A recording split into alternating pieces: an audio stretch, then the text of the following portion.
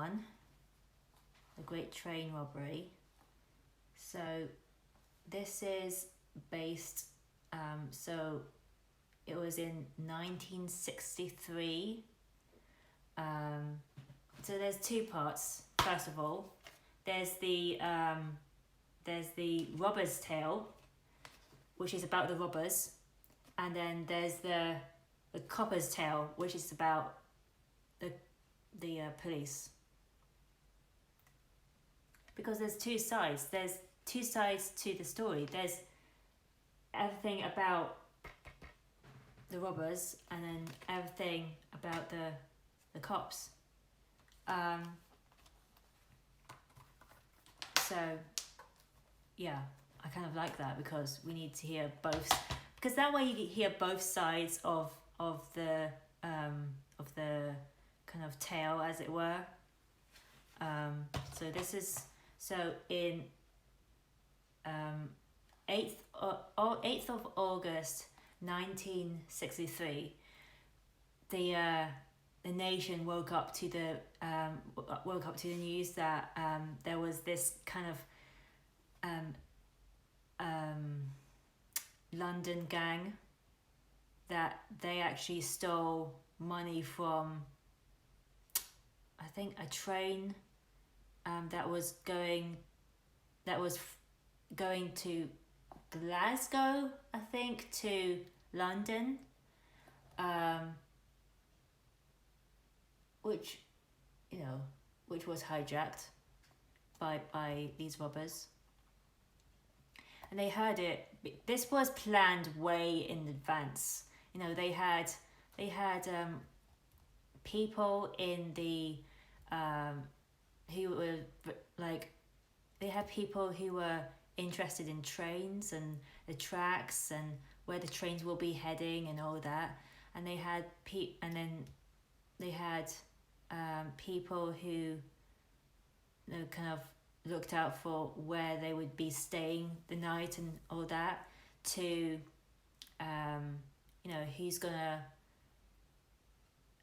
plan all this,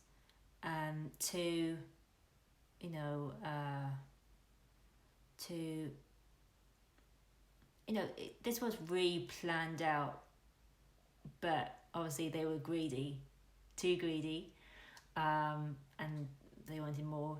And then obviously, unfortunately, things turned the way it was, and there were some casualties because of this crime.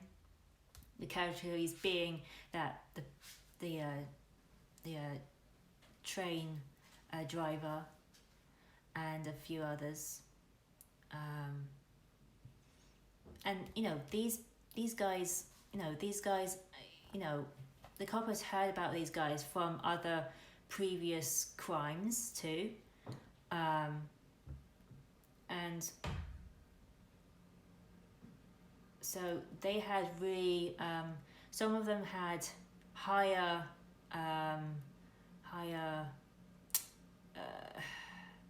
jail time, because some of them were more higher up in the chain, and obviously some of them were behind bars because obviously they position of the gang, and also they were violent towards the citizens, and so yeah, and 1 minute. So it was like train was like in doing 35 miles from its arrival to go to central London, and I don't know how many. It would be in the millions, of the amount of cash that was stolen.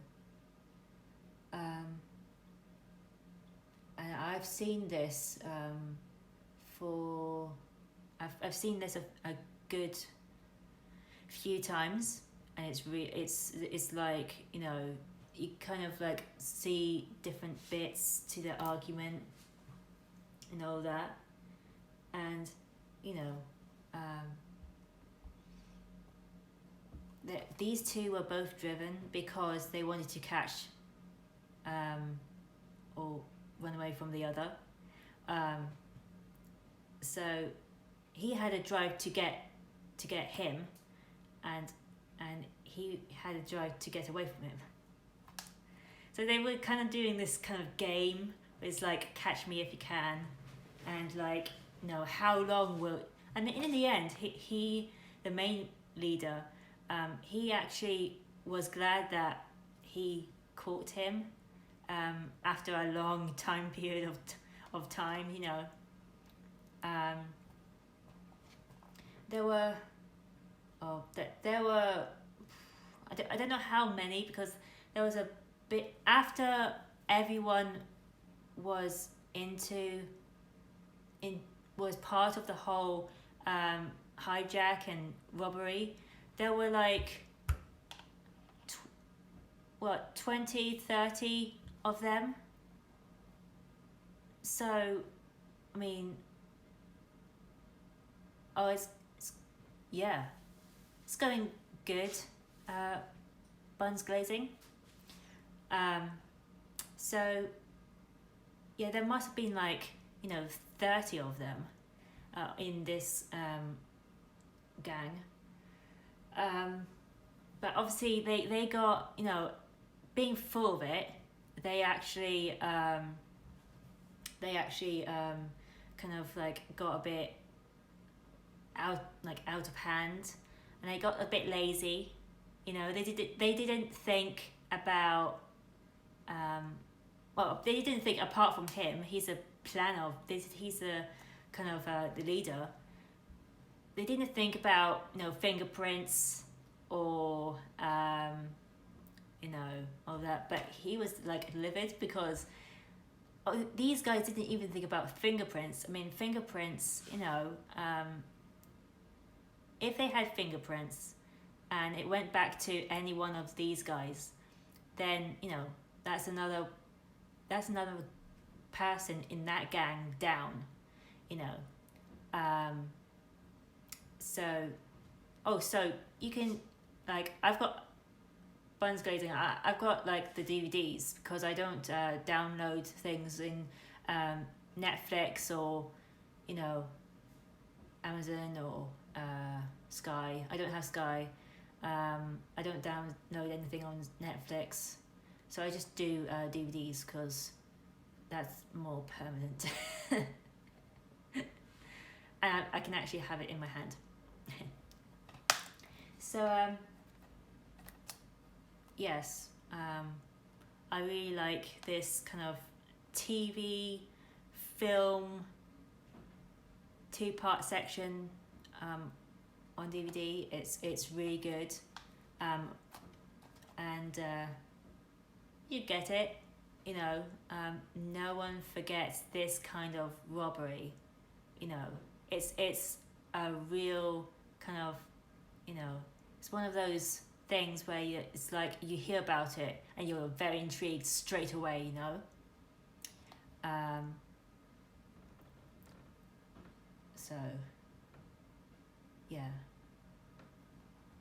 it's a shame that some people were actually affected by their actions. You know, some of them got, like, you know, ended up in hospital, and I'm guessing some of them actually died as well.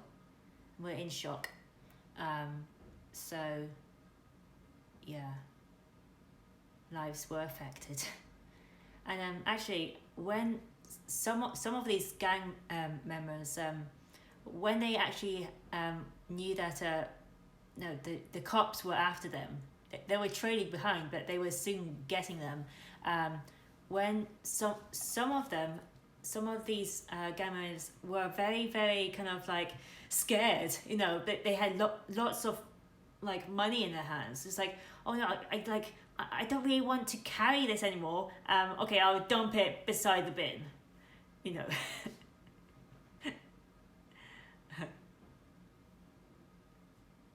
So some funny bits, yes, but really this is a all round good 2-part film. Well, TV film, yeah, 2-part. I like TV films because, you know, okay, it's not from the cinema, but, you know, TV films is as much of a good thing than films from the cinema, you know. So, yeah, I like it. I could keep on continuing to watch it because it is part of the British kind of crime